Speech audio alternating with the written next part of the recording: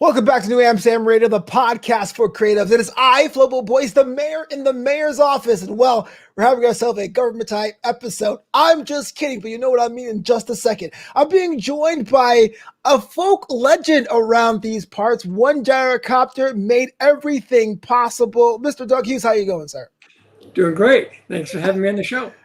Well, it's been a bit of a treat because I remember the story almost passively. I was like in an airport where I saw the news one fateful day, 6 years ago now? 7 years ago now? Yeah, 2015.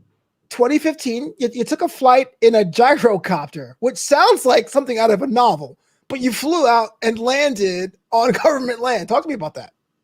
Okay. The gyrocopter, it looks like a cross between a helicopter, 200 pounds dry weight, all right? And I flew 70 miles. I took off from Gettysburg, Pennsylvania. I flew across Maryland entirely, turned left at the Potomac, and I went 2 miles up the Capitol Mall, past the White House, past the Washington Monument, okay? I kind of had to climb a little bit at 3rd Street because I went over 3rd Street and I went past Grant's statue about even with the horse's head, the horse was rearing up, okay? Right. I go past Grant's statue and I landed on the lawn just past Grant's statue on the lawn in front of the U.S. Capitol building, okay, literally in the shadow of the U.S. Capitol. Yeah. And it was not done on a whim. I planned it for over a year and a half. When I came up with the idea for making the flight, I didn't know how to fly. Right. So, right. Not only did I have to get a gyrocopter, I had to learn how to fly it. And then I had to work out all of the logistics, and then I had to work out all of the messaging. That included my cargo. I had 535 letters, one for every member of Congress, where I called them out on the issue of money in politics. Mm-hmm. Okay. Now, the messaging was really important because I wanted the message to survive even if I didn't. By putting it down in writing and having given copies of that letter to the local media, okay, I knew that my message was certain to get out. Right. And I had a website. I was live streaming the flight from the cockpit. At the time I took off, I notified 85 different media stations, TV stations, that they could go to my website and they could see the flight as it was happening live. Okay? Right. My friend with the Tampa Bay Times, okay, was in Washington, D.C. with a videographer to see me coming in. Nothing works out as planned, okay? The video was in and out, and I'm having to fly with one hand and use my other hand to reestablish my internet connection to restore the video. But the main idea, the essential, was that I land without injuring anybody with the 535 letters. That was success, and that worked. And the media did not want to talk about money in politics. All right, they wanted to cover the flight, and this was the thing that I fell into quite accidentally. Mm-hmm. They were covering the flight before they knew what it was about. Right. Okay, the media does not want to cover big money in politics because the media is big business. Okay, their sole source of revenue is advertising, right? Right. And if you track down all of their advertising, it's directly or indirectly from Wall Street. Okay. So if a network decided to do an expose on how corruption in Congress actually works, all right, and they went big on it, they could like really peek out their audience and find out that all their advertisers have left. Right. Right. Because Wall Street does not want the average citizen to be aware of how the system works. Okay. And neither Wall Street nor either party nor the majority of Congress wants you to know that we can fix it. I'm glad you mentioned that because I remember, again, going from memory, it was passively framed as a rogue letter carrier has gone too far. It was never about what you were standing for and what was the purpose of your trip. And I'm so glad you had a chance to tell your story, your book about that event and the events before and after that. Flight Plan, A Mailman's Aerial Adventure and Special Delivery goes into detail. So the question I have for you is, why now? Why did you decide to write the book about that journey about 6 years ago?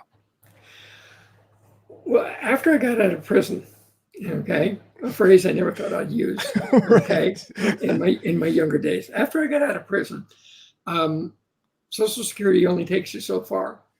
Mm-hmm. And so I started driving Uber nights. I knew I wanted to write a book. I made a bunch of false starts, but I knew that there was no commercial value to what I wanted to say about money and politics because there was no audience that would buy a book on corruption written by a mailman. Okay? Right. Books that are written by people who got all these letters behind their name on money and politics don't sell very well. Okay. So I'm driving Uber at night, and if my passenger isn't like hiding behind their phone, okay, and we start talking, they typically ask me if I did this full time, and I said, no, I just do it nights. They say, oh, what do you do days? I said, well, I'm a pilot. And I said, oh, that's cool. What do you fly? And I had a business card that has the picture of my gyrocopter just before landing with the Capitol Dome in the background. Right. Okay? And so I had that on the back of my business card. So I go ahead and hand back a business card and click on the back light so that they can see it. Yeah. Okay? And if you look up, that's kind of a silhouette of what the gyrocopter looked like. Right. Well, the person would look at the picture with the Capitol Dome and he'd look at me and he'd look at the business card again and he'd go, wait, you're the guy. That's always a good sign. I heard that so many times. You're the guy. I said, yeah. And boom, we'd be off and running. Okay? Yeah. And they really wanted to know all of the personal stories. Okay. Right. How is it your wife didn't kill you? All right. What happened afterwards? Did the cops rough you up? Do you think they didn't rough you up because you were white? Okay. Yeah. And what about, prison? Some people would remember that. They'd ask how that went. So it would always, and then eventually, if I just let them do it at their own pace, they'd say, excuse me, but I don't remember. Why did you do that? Oh. Okay. Right. And at this point, because we had talked about the personal, there's a relationship, there's a rapport, there's a level of trust that exists. Okay. And I start talking about money and politics and how it is the problem that we have to solve before we can solve anything else. Right. What do you mean? So, well, climate change. The reason we're not doing it about climate change is because the law allows the oil companies to put literally unlimited amounts of money into elections. That's Citizens United. Okay. If you're looking at universal health care, okay, well, if that was done as Medicare for all, it would kill the insurance industry. So the medical insurance company, okay. If you talk about getting pharmaceutical prices under control, guess what? They can dump unlimited amounts of money into lobbying, and they do. Right. Okay, to make sure that they have a monopoly and they can keep the price in the U.S. the highest that it is in the world. Okay, you go down criminal justice reform. Well, the private prison industry doesn't want that. Education. Okay, you talk about actually doing the things that work in the rest of the world. That is why so many countries are out educating the United States. Okay. If they don't make the private education industry rich, it's killed. Okay. Right. So the way things work in Washington, nothing gets done unless a fat cat gets a whole lot fatter. All right. And in my book, I talk about the actual mechanics of how this works, why it works, and the fact that there is in the Constitution and in the system that we have, there is the Achilles heel for corruption that gives a small, relatively small number of citizens the ability to get big money out of politics, theoretically in a single election cycle, okay, and make it last. Yeah. That's why I wrote the book. But Right. what I learned from my Uber passengers was they didn't want it straight up. Okay. Yeah. They found my story interesting. And when they were drawn in to the personal, then they were ready to listen to the political. And that's how I wrote the book. Right. It is a book that operates on multiple layers, which is great. I love having the opportunity to read and reread as we see fit. And we'll get into the book in a second, but just a little bit of a personal question here. If you could put a number to it, how many ways did you think you could possibly die that day? Whether it be the gyrocopter or being shot on sight, whether being landed and being forcibly detained. I was concerned about a surface-to-air missile. I was expecting that they would scramble jets, which is a standard operating procedure. And I went, that's going to go over like a lead balloon because your jet is going to be flying at 4,500 feet at 450 miles an hour, and I'm at 450 feet at 45 miles an hour. And from above, a gyrocopter is very nearly invisible. Yeah. Right? So unless they had a radar fix on where I was, okay, just sending those guys out to look for me, they'd have never seen me. Yeah. I thought, and I actually suggested in a letter that I wrote to the administration, I said, if you send out a helicopter, Black Hawk is the military helicopter, you send out a Black Hawk, you can go ahead and escort me in. I said, but I'm not taking orders from anybody. Right. It was if a guy says, hey, you have to land, okay, I'm going to give him the middle finger. Okay. I'm not landing for anybody. You can shoot me down. Okay. But if they had orders to not shoot me down, but force me to land, then we were going to play chicken.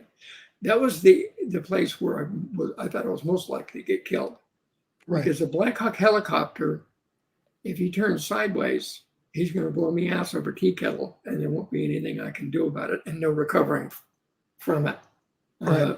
So it could happen just as a matter of carelessness that a pilot of a military jet or helicopter would just get too close and knock me out of the air.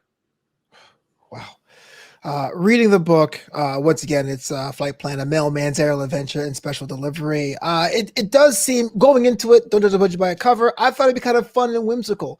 But there are passages with a lot of pain there. You mentioned the passing of your son and how that really was an inciting incident for you.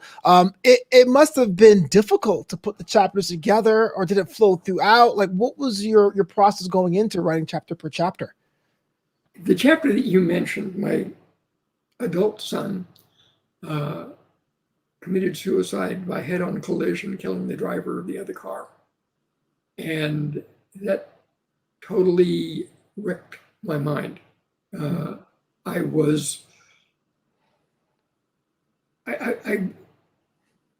can't explain it because it doesn't make any sense, but I took it on personally that it was my fault what my son had done, and that a complete stranger had died. And once I got into this really dark cycle of recrimination, it just got deeper and deeper for me. And I was to the point where I was committed to killing myself. I just hadn't decided when or how I was going to do it. But I had committed with a friend of mine. We were working on the issue of money in politics.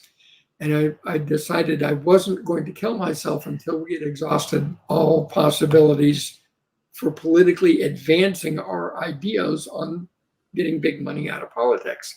And I could see almost for certain that that was going to fail. Right. And it occurred to me that, and if I was going to kill myself anyway, I could consider any kind of a risky stunt in terms of bringing the public attention to the solutions to big money in politics. And I mean, what the hell? You're going to kill yourself anyhow, so why are you counting the risk? And I set up only 2 criteria: that I wasn't going to hurt anybody and I wasn't going to do any property damage. Okay. I couldn't prevent the government from overreacting, but I was going to try to let them know who I was and what it was about so that they wouldn't feel the need to overreact, but I couldn't stop them. Right, right. So it was out of my son's suicide that I got into the frame of mind where I was willing to consider something that risky.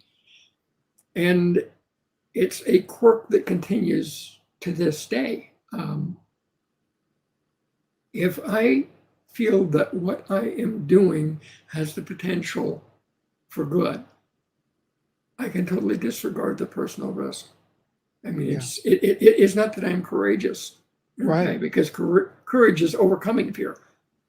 I don't have it, okay? And I don't know if it's a good thing or it's a bad thing, but nobody is going to want to go through emotionally what I did that put me to that frame of mind. I was scared to death the day that I flew, up until the moment that my wheels left the ground. And then I felt nothing except for, I was still aware that I could get killed. Right. But once I was in the air and flying, I had no more anxiety. And that means to me that what I was the most worried about was that I was going to get stopped before I could do it. That's what I was scared about. On the ground, it was never clear to me what was driving me. Once I was in the air that day making the flight, I knew what had scared me is that I wouldn't be allowed to do it. And even though I didn't know what the outcome was going to be, once I got in the air from Gettysburg, Pennsylvania, it was going to happen. And I felt nothing but peace from there on in. It's always interesting or fascinating how your body lets you know, or your mind or your spirit or soul lets you know when you're on that right path, and things kind of wash away, kind of a thing. So we understand your story, but let's talk about the other side, right? Corruption is something that sounds bad, sounds evil, but really, what is it? I look at chapter 19, you go into details about dialing for dollars, and you can somehow justify that away as just hardworking politicians trying to raise awareness, but it could be the gateway to some other things. I identified in the book, and I deliberately set up a memory trick so that anybody can remember. There are only 3 avenues of corruption. And when you plug those 3 avenues of corruption, you only leave illegal corruption at that point. Bribery, straight up criminal bribery. Nobody can prevent that from happening. But the system works now where corruption is legal and baked in. Okay.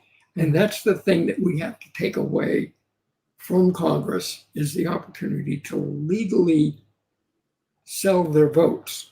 Okay. And guess what? The highest bidder always wins. And it's never you or me. The 3 avenues of corruption, if you remember, before, during, and after. Before, that's campaign finance. Okay. How politicians raise money in order to get elected or to get reelected.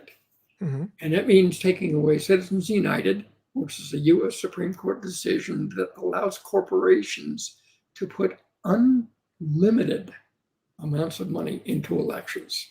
Okay, that one is the most obscene example. But the actual solution has to be that only small dollar donations and only from citizens should fund elections. Because the election, step back, the US Constitution is a contract. It is a written deal between the federal government and the people who authorize that government to exist. It is a 2-party contract between us and the federal government we made happen. Ideally. Okay? Corporations aren't mentioned in that deal. Okay? They don't have a seat in the table at all. Okay? We the people, remember that? We created the federal government by our authority. Okay? It was a marriage contract between us and the government. All right? Well, there's a whole lot of infidelity going on because Congress is in bed with Wall Street. And they believe that's the normal way they're supposed to do business. And it's been decades since we got sloppy seconds. Mm-hmm. That's what's going on. Right? So we flat out, as citizens, have the power to end the infidelity. And I'm not saying the corporations can't address how they feel about pending legislation. Yeah. The CEO is a citizen. He has a right to talk to his congressman and senator. The shareholders are citizens. They have a right to let, okay? But you know what? In almost every case, it's the consumer of corporate goods who outnumbers everybody, all right? And we should be the ones who are saying this is how we feel about what corporation XYZ should be allowed to do or required to do. Oh. Go ahead. I agree with you. Probably a personal story for me, an anecdote, if you will. A couple of years ago, ride-sharing services like Lyft and Uber here in California, it was up for a referendum whether or not you should consider drivers employees or independent contractors. And well, to cut through the curtain, Uber released basically advertising that just confused the voters. And so that says, hey, look, no, you don't need it. We'll give you bonuses. It's different. No offense to you and your particular work. My question is yes, ideally the citizens may have a chance to take their government and make them accountable, but sometimes the message gets crossed or confused. Maybe sometimes people think they want something and they vote somewhere else. You know, isn't that a perfect contract on that end? Corporations should be allowed to do what's called issue advertising. Okay. A corporation should be allowed to, in West Virginia, talk about how good coal dust is for you. Okay. If that's what they want to advertise, they have a right to advertise on the issue. Okay. But a coal company should not be able to come out and say, we're advertising against this candidate. Okay. He has been accused of child molestation. He has been accused of embezzling public money. Okay, and so that, and all it is an attack ad because this person is not for the coal companies. Okay, and they'll phrase it in such a way that they say he is accused of. They won't quite put themselves to where they can be dragged into court themselves. Sure. If they're mentioning a candidate's name or using his image, it should be illegal. Corporations have, not in elections. On issues, yes. Should they be allowed to lie? Probably, okay? But not entering into elections with unlimited amounts of money. Not for somebody, not against them. And it could be really easy to define. You don't use their name and you don't use their picture during a campaign, okay? You want to go on and advertise how good coal dust is for you, that's fine. That's issue advertising. But not elections. Yeah. But campaign finance is the first area where big money gets their hooks into somebody. All right. And yes, we would need a constitutional amendment to take out Citizens United. But it can be done. There are two major groups I know the leaders of right off the top of my head who are working on reversing Citizens United. But getting it back to the point that we were at leaves what you were talking about, dialing for dollars, wide open. And the average congressman of both parties spends 1/3 to a half of their work week raising money for their next election. Okay. They can't do it from government offices. So there are call centers, cube cities set up within walking distance of the Capitol, so that these guys can go out and spend 2 or 3 hours sitting in a cube in front of a computer, reading a script, talking to some fat cat where the party came up with a list of names of potentially large donors. And they're trying to get like up to the limit is like $10,000 for a married couple. Mm-hmm. Okay, is the max. So they're spending 20 hours a week raising money for their next election. Yeah. And let me step into that, because when I started working with my friend Mike, we went, wait, there's a disconnect here that doesn't make any sense. If you're the incumbent, you've got like a 93 to 97% chance of getting reelected. The incumbent has a 90-something% chance of getting reelected. And these guys have got to hate sitting in front of a computer trying to talk somebody into giving them money. Right. And when I was talking to Mike about, the fact that they're certain to get reelected and they're spending all of this time raising money, he says, well, why are they spending all this time raising money if they're certain to get reelected? And I went, I don't know. It doesn't make a lot of sense, right? And let me come back to that in the solution, but that hung me out. That's part of campaign finance reform. If they couldn't hit it out of the park with trying to get a $10,000 donation out of a single call, okay? If the most they could get was, say, $300, they go, well, this is a loser. I can never raise enough money if it's $300 a pop. I've got to address large numbers of citizens back home in order to do significant fundraising. And so instead of pitching to rich individuals, they're having to pitch to large numbers of regular citizens. Mm-hmm. And this is where I say democracy could break out. Yeah. Okay. This is conservative and liberals. If you're a Republican, you're going back to a red district, but you're stuck with that same problem. You got to pitch to large numbers of people about what they care about instead of pitching to somebody who's the owner of a major corporation. Right. Before, campaign finance reform. During, that's when they're in office. That's insider trading. Okay? Okay. Insider trading is rampant in Congress. In an average year, 20% of the members of Congress double their net worth. And they typically start off as millionaires. Okay? Right. You take any random group of people and say, wow, 20% of them in their spare time doubled their net worth. Okay? And they're doing it consistently not always the same group of people. Okay? Right. There are some people who are probably always on the list. There are some people who don't care about money who are never on the list. Okay? But these people have got the insider trading thing nailed down to the point where they can double their net worth in a year. Okay? Right. Mm-hmm. Because they have inside information. Okay? By the way, I'm not partisan. I'm a Democrat. But there were Democrats who sat in on the early briefings on COVID, and they immediately came out and they bought and sold stocks knowing that there was an epidemic coming and positioning themselves to cash in. Okay? Mm-hmm. It's not just one side. Okay? They really like getting rich in Congress. Yeah. The third aspect is the worst. Okay? This is where they really get rich. It's after their term of office. Right.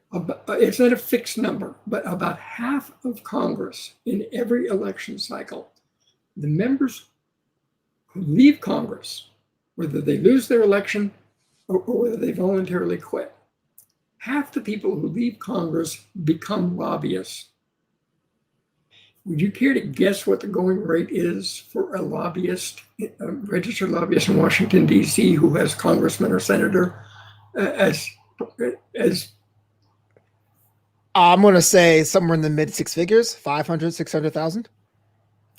No, and again, they make $172,000 a year, I think it is, as members of Congress. Oh. So it's way over doubling or tripling their pay. Yeah. For the sake of time, it's about $2 million a year. Wow. Is what they go to as a member of working for a lobbyist firm, or they may be working for Wall Street and they're negotiating with the lobbyists in Washington, D.C., or they could be with a special interest group and they're negotiating with the lobbyists on how many millions of dollars it's going to take to get something passed or to have something blocked. Okay. Again, the money, when I got into it, lobbying in Washington, D.C. produces nothing except preferential legislation.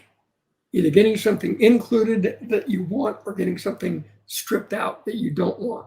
Okay. It is a $6 billion industry in Washington, D.C. per election cycle. Wow. $6 billion. Okay. That's where they have the money to pay these people $2 million a year.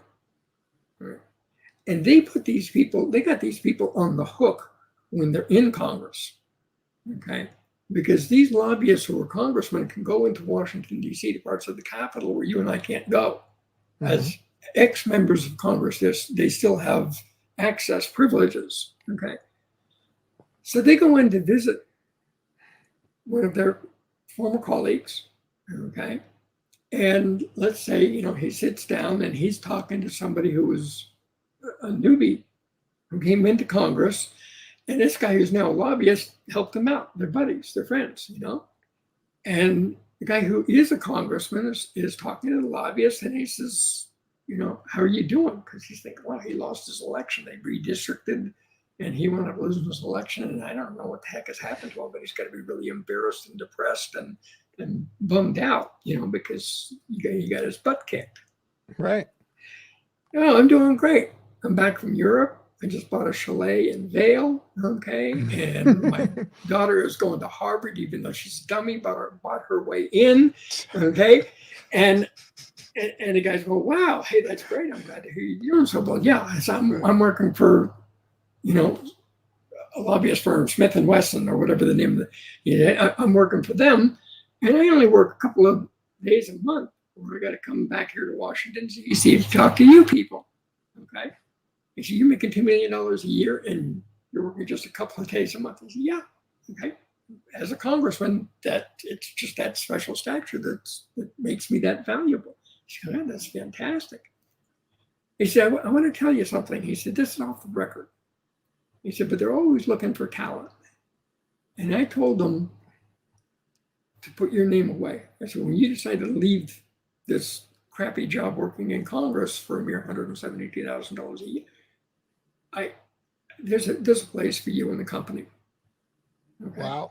And the guy says, well, gee, that's awful nice of you. He said, yeah, and I got to say this. He said, I'll keep it short. But the reason I'm here is there's a bill coming up, okay? And I want you to vote no. And the guy says, well, I was going to vote yes for it. He says, well, we got a big plant, and they've literally dumped tens of millions of dollars just into our firm alone, and they're working with other firms. And this is how they want the vote to go. And then they say goodbye, and he leaves. And so the congressman is sitting there going, $2 million a year. I was going to vote yes. If I vote no, they're going to record that. Okay. I don't know if I'm going to get reelected in a year and a half or not.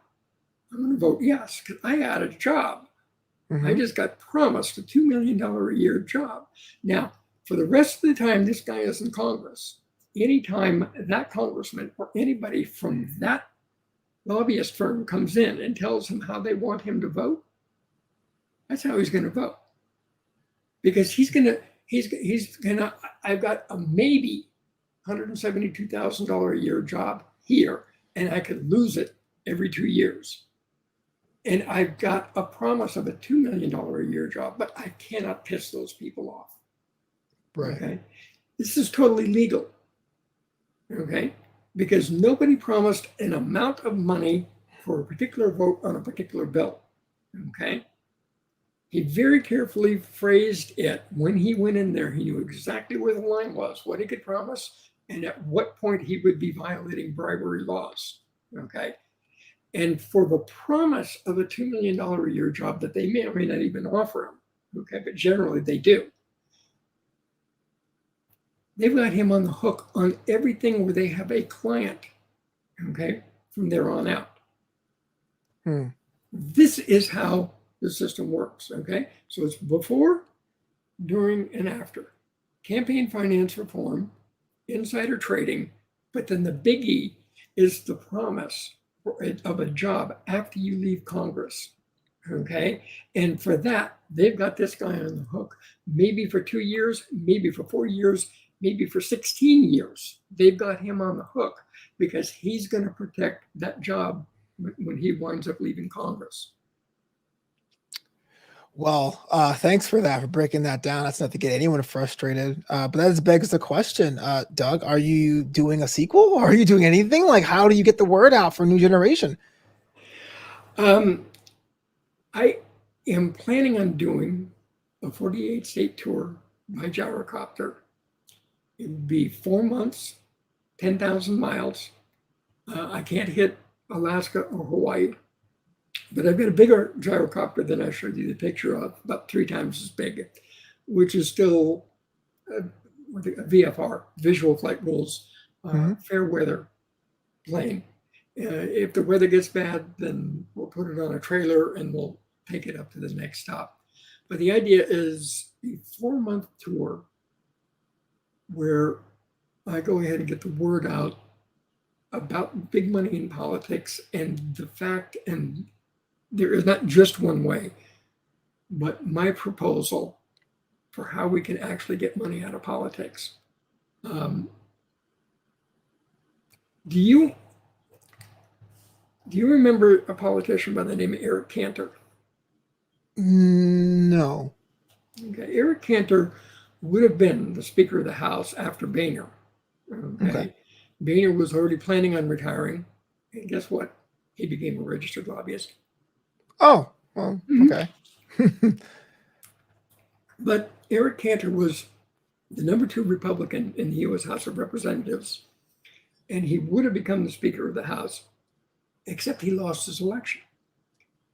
But he didn't get beaten by a Democrat.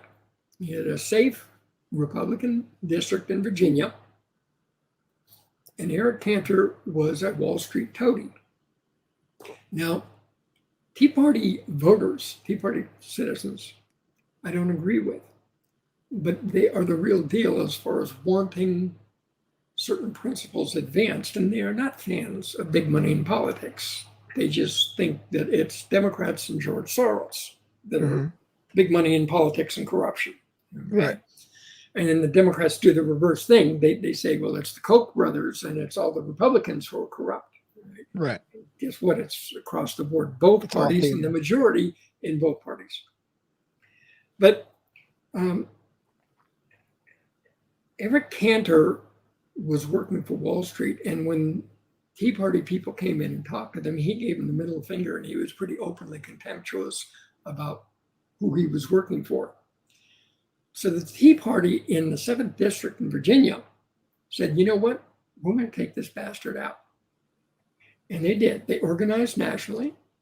They did fundraising. They put up a guy who had never run for office before. And here's the thing about the primary election. It's low turnout. Okay. We're conditioned as voters to vote in November. Right. Both parties do not want us voting in the primary. Okay. This is how the incumbent has a 90-something% chance of getting reelected, even when Congress is operating in the approval ratings of teens, 18 or 19% approval of Congress, and yet everybody gets reelected. Okay. Well, in a red district, whoever the Republican is going to get elected. Northern California, the Democrat is a shoo-in. Whoever the Democrat is on the ballot is the person that's going to win. 85% of the districts in this country have a baked in, sometimes gerrymandered, but oftentimes baked in complexion, either red or blue. Only 15% of the House districts could go either way. Right. So what happened was the Tea Party went, if we get all of our people to vote in the primary, which typically doesn't happen, so we can go ahead and put our guy in, Eric Cantor is out. Then when the election happens in November, most voters who are oblivious to what was going on anyhow are going, what happened to Eric? What's his name? Okay, this guy's the Republican. Boom. The guy's name is Dave Brett, and he won. Okay. Mm-hmm. And I don't agree with Dave Brett on a lot of things. But when he was running for office in that primary election, okay, somebody commented that you could take some of his quotes. He sounded exactly like Elizabeth Warren. Oh. Okay. Yeah. And his real deal is Tea Party conservative. Okay. Right. But as far as whether or not Wall Street should be running Congress, he was right in there with Liz Warren. Yeah. All right, so here's the thing. Eric Cantor outspent Dave Brett 10-1 in a bright red district, and he still lost. Okay? Yeah. Because no amount of money that you spend in the primary election budges the turnout. The voters are preconditioned to go, I'm going to vote in November. I don't care about those other piddling elections. Yeah, the playoffs, yeah. Yeah, exactly. Okay. So here's what happened. My idea is, what if we nationalize this concept? Okay. What if we had the Democrats in the blue district find an honest Democrat to run against the crooked Democrat in the primary? Because it doesn't take that many voters, okay, in the primary to replace the incumbent with an honest challenger. And then whoever's on the ballot in November, they go on. And what if we left it to the Tea Party in the red district? Okay. What if we agreed on what corruption is, what it meant, and exactly what reform is? Where Democrats and Republicans, the challengers and the voters, agreed, this is what corruption is, this is what fixing it means. So we're all talking about the same thing. Okay? Right. And we nationalize the idea, red and blue districts, that what we need to do is get a turnout in the primary, because we're going to replace the person who refused to sign on to the idea of getting big money out of politics. That incumbent is history. We go ahead and replace them in the primary, and boom, it's a safe shot from there in the general. And we have a majority in Congress. Not a Democratic majority necessarily, or a Republican majority. We get a reformist majority, where we agree on what we're going to do in terms of passing the laws that create a wall of separation between big money and our government. Okay. That election with Eric Cantor proved, if he could go down, anybody could in the primary. Right. And this answers something that I talked to you about earlier in the broadcast. Why are these people raising money, okay, for 2 years for the next election when they're certain to get reelected? They're raising money in case there is a challenger in the primary. They're not raising that money for the general election. If it's a bright red district, they know it doesn't matter if they run Jesus Christ as a Democrat, he's going to lose in a red district. Okay? Right. They're raising the money in case there is a popular local challenger that could bump the incumbent. And the parties are both there because the parties usually select, when there's going to be an open seat in Congress, the party selects somebody who's reliable. And when they say, when the Democratic Party, the Republican Party says reliable, for you or me, it means corrupt. Okay? This person is in the system. They've grown up in the system. They understand that they're working for the party. They understand they're working for the money. And they are not going to make waves. Okay? And if they play by the rules, they get to retire rich. Okay? If you don't play by the rules, then the party can throw you under the bus and they'll replace you. Yeah. Democratic Party, Republican Party, it doesn't matter. Okay? They are handpicking the people who go into Congress, and they're scared, they're scared shitless that the voters will discover that we have the power in the primary, okay, to take out the hand-picked incumbent and replace him with somebody who's going to represent us. Yeah. And in my opinion, the parties have for decades downplayed and conditioned the voter to ignore the primary election, because you know what? that's where we can take back our government. And if we did this and we got big money out, okay, and the corporations no longer have a seat at the table, half those people in Congress are going to be conservative. Mm-hmm. These people are going to be philosophically, I don't like them, I don't agree with them. But if we did something as difficult as getting big money out of politics and we did it together, and the conservatives find out that the Democrats didn't break their word. They stuck through it. They actually kept their promises and they worked with their counterparts. There's going to be a level of trust. And things can get done in Congress again. Love it. Inspiring despite the challenges. The book, Flight Plan, A Mailman's Aerial Adventure at Special Deliveries, out now. Doug, thanks so much for your time. Just tell me more about that. And if anyone wanted to connect with you, if they have any other further questions, how to go about doing that?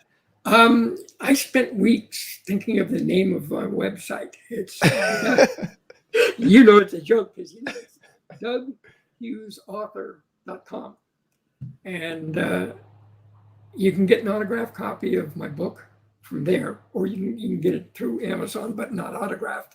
And you don't have to buy the autographed version so far. Everything that's gone out from my website goes out autographed. Right? Oh, nice. And that's the way to get the book. The book is 90% entertainment and 10% message. And I literally did the word count when I was writing the book to keep it that way. I think the story is good. I think it's entertaining. I think it keeps you involved. How I came to make the flight, and then what happened afterwards, because federal government was not amused. They came after me heavier than they're going after most of the January 6th insurgency. Unfortunate. Okay. Unfortunate. Yeah. Well, all they did was try and overthrow an election, and I threatened money in politics. And that's why we don't Google DC Hilton. Thanks so much. New Amsterdam, the podcast for creatives. This is Flobo Boys. Until next time.